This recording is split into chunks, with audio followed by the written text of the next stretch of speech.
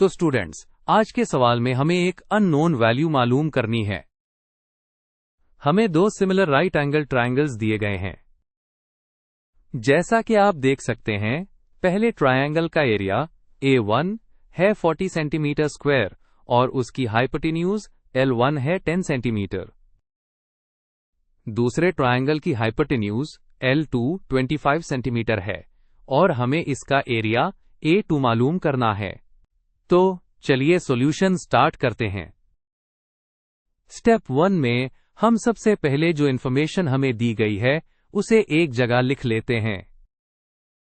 पहले ट्रायंगल का area A1 40 है। इसी ट्रायंगल की साइड L1 10 है। दूसरे ट्रायंगल की साइड L2 25 है और इसका एरिया A2 हमें फाइंड करना है। स्टेप 2 में हम इस थ्योरम को देखेंगे जो इस सवाल को सॉल्व करने में हमारी मदद करेगा।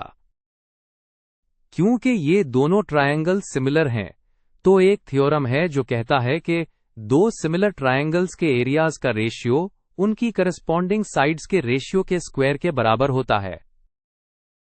इस थ्योरम की बुनियाद पर हम फॉर्मूला लिखते हैं A1 divided by A2 is equal to L1 divided by L2 का होल स्क्वायर। अब हम अगले स्टेप की तरफ बढ़ते हैं।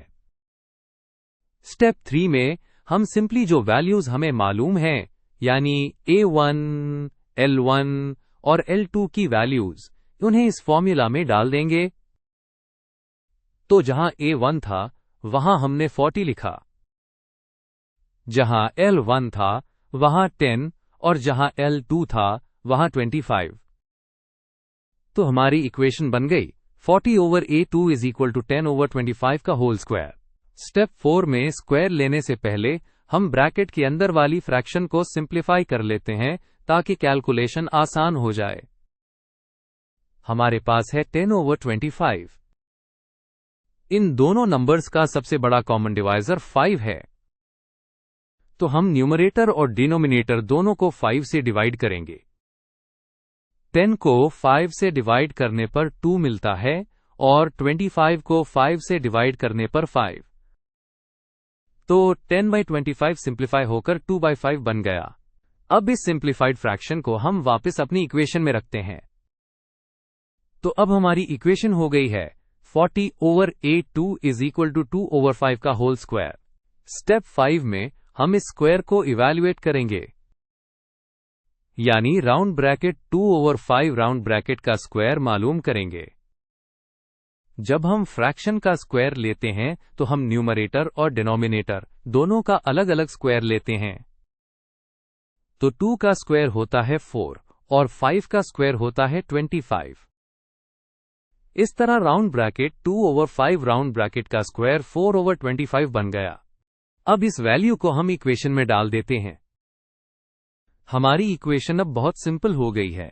40 over A2 is equal to 4 over 25। अब आते हैं स्टेप 6 की तरफ, जहां हम A2 की वैल्यू मालूम करेंगे। हमारे पास इक्वेशन है 40 over A2 is equal to 4 over 25। A2 को फाइंड करने के लिए हम क्रॉस मल्टीप्लिकेशन का तरीका इस्तेमाल करेंगे। इसका मतलब है कि हम 40 को 25 से मल्टीप्ली करेंगे और A2 को 4 से। तो ये बन जाएगा 40 multiplied by 25 equals A2 multiplied by 4। Cross multiplication के बाद हमारी इक्वेशन है 40 टाइम्स 25 इक्वल्स A2 टाइम्स 4। हमें A2 की वैल्यू चाहिए, तो हम A2 को एक तरफ अकेला छोड़ देंगे। उसके लिए हम इक्वेशन की दोनों साइड्स को 4 से डिवाइड कर देंगे। इस तरह A2 बराबर हो जाएगा 40 multiplied by 25 all divided by 4। Final calculation से पहले हम इस एक्सप्रेशन को और आसान बना सकते हैं। आप देख सकते हैं कि 44 से पूरा डिवाइड हो जाता है। 40 को 4 से डिवाइड करने पर 10 आता है। तो हम 40 और 4 को कैंसिल कर देंगे और 40 की जगह 10 लिख देंगे। अब हमारे पास A2 की वैल्यू निकालने के लिए सिर्फ एक सिंपल सी मल्टीप्लिकेशन रह गई है।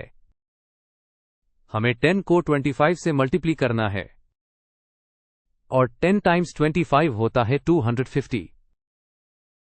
तो A2 की वैल्यू 250 है। स्टेप 7 में हम अपना फाइनल आंसर यूनिट्स के साथ लिखेंगे। हमारी कैलकुलेशन से A2 की वैल्यू 250 आई है। क्योंकि पहले ट्रायंगल का एरिया सेंटीमीटर स्क्वायर में था, तो दूसरे ट्रायंगल का एरिया भी सेंटीमीटर स्क्वायर में ही होगा। तो हमारा फाइनल रिजल्ट है कि दूसरे ट्रायंगल का अननोन एरिया यानी A2 250 सेंटीमीटर स्क्वायर है। इस तरह हमने सिमिलर ट्रायंगल्स के एरिया और साइड्स के दरमियान रिलेशनशिप को यूज करके ये प्रॉब्लम सॉल्व कर ली है।